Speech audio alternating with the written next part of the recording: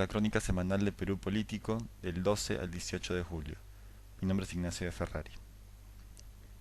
En la juramentación del nuevo gabinete de ministros el sábado 11 de julio, el presidente de la República, Alan García, sugirió que el equipo ministerial dirigido por Javier Velázquez sería de orden e inclusión. Sin embargo, como sugirió un avisado analista político esta semana, en la ceremonia de juramentación hubo todo menos orden. Producto del desorden, muchos invitados quedaron fuera del Salón Dorado del Palacio de Gobierno, de modo que tampoco se cumplió con la asignatura de inclusión planteada por el presidente. Este episodio, que en principio parece una simple anécdota política más, refleja en cierto sentido la forma en que los ejecutivos se han manejado durante el segundo periodo de García. El presidente lanza una cruzada, en su momento de lucha contra la corrupción, ahora el orden y la inclusión, pero se ve inmediatamente limitado por las serias deficiencias en el manejo del aparato público. Al final acaba imperando siempre el desorden. El tercer gabinete de la segunda gestión aprista, que García espera sea el último, hará frente a la protesta social con un compañero a la cabeza. Javier Velázquez, al que la prensa ha identificado como un político muy cercano al presidente, fue elegido para comandar, o como el propio flamante premier dijo, coordinar las acciones del gabinete.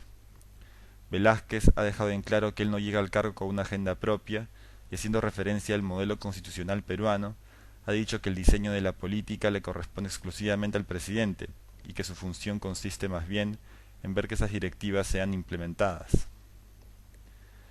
Pese a la entrada de Velázquez al gabinete, la cuota aprista en el equipo ministerial se mantiene en 5. El aprista sin Carnejos Antonio Chang en Educación, Nidia Vilches en el Ministerio de la Mujer y Enrique Cornejo en Transportes se mantienen en sus carteras, mientras que Aurelio Pastor entra al despacho de Justicia en reemplazo de Rosario Fernández. A su vez, dos miembros del partido de Alfonso Ugarte pierden sus puestos.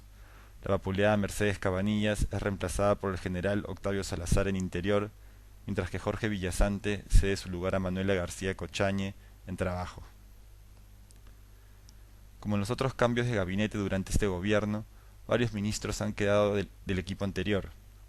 Además de los 3 apristas ratificados, los ministros de Economía, Vivienda, Salud, Relaciones Exteriores, Energía y Minas y Ambiente mantienen sus carteras. Entre los nuevos ministros no apristas están el legislador de Unidad Nacional Martín Pérez, que entra a ocupar el despacho de Comercio Exterior y Turismo, el excongresista y aliado de Lourdes Flores Rafael Rey, que llega a Defensa en reemplazo de Antero Flores Arauz, y Dante de Córdoba, que entra a Agricultura. Por su parte, Mercedes Arauz pasa de Comercio Exterior y Turismo a Producción a ocupar el puesto que deja vacante Elena Conterno. Los medios de comunicación y los sectores opositores al gobierno han calificado al nuevo gabinete de duro y de choque.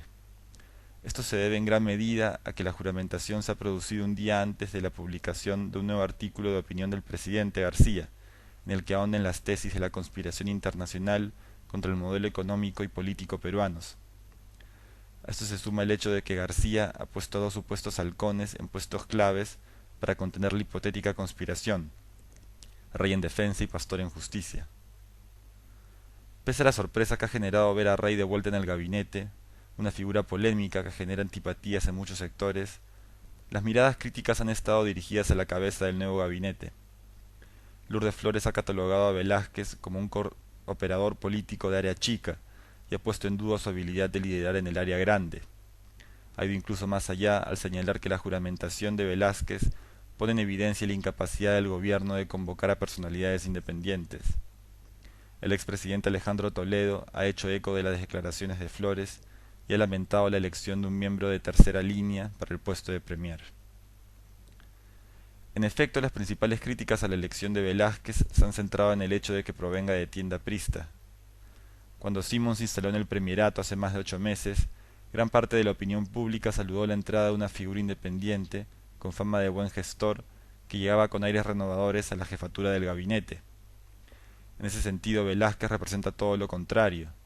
Se trata de un personaje cercano al presidente que hasta el año pasado, cuando asumió la presidencia del Congreso, había estado lejos de las grandes ligas apristas. Su gestión al mando del legislativo fue cuanto menos deslucida y estuvo plagada de acusaciones de corrupción. Según una encuesta del Comercio, Velázquez asume el cargo con solo 20% de aprobación. Es precisamente dentro del Congreso donde Velázquez tiene más apoyo, o en todo caso su única base de apoyo fuera del partido. Entre sus colegas parlamentarios, Velázquez se ha perfilado como un buen negociador y se ha ganado adeptos al relajar algunos mecanismos de control a los congresistas. Pero si García escogió a Velázquez por su perfil negociador en el Parlamento, no se entiende hacia dónde apunta su apuesta. En lo que va de gobierno, el APRA ha logrado manejarse medianamente bien en el Congreso, donde rara vez ha perdido votaciones. Es en el frente social donde el presidente debería haber centrado sus esfuerzos. En la arena de los conflictos sociales no queda del todo claro cómo encaja el perfil de Velázquez. La gran mayoría que rechaza la designación de Velázquez parece resultarle claro que las habilidades negociadoras en el Congreso son más un pasivo político que un activo. Más que con acuerdos políticos sensatos, al Parlamento se lo asocia con componendas y acuerdos bajo la mesa. En esa misma línea, Velázquez podrá ser diestro en el manejo de los tratos legislativos, pero se desconoce cualquier experiencia en el manejo de la protesta social. Si Velázquez no tiene experiencia en el campo social, tampoco se ha escuchado del presidente y de su entorno, y menos aún del flamante premier en estos días, una autocrítica seria de cómo se debió encarar la insatisfacción del interior. Es en este punto donde fracasó el gabinete Simon, que pese a estar liderado por un hombre capaz de alcanzar acuerdos, no supo definir una estrategia de prevención de los conflictos. Esto se debió en parte a que el propio Simon heredó conflictos en estado crítico, pero al margen de eso, el ex premier continuó con la lógica de su antecesor, de enfrentar los conflictos cuando las carreteras ya habían sido tomadas. Velázquez deberá definir a más tardar en su alocución ante el Congreso su estrategia para los próximos 2 años.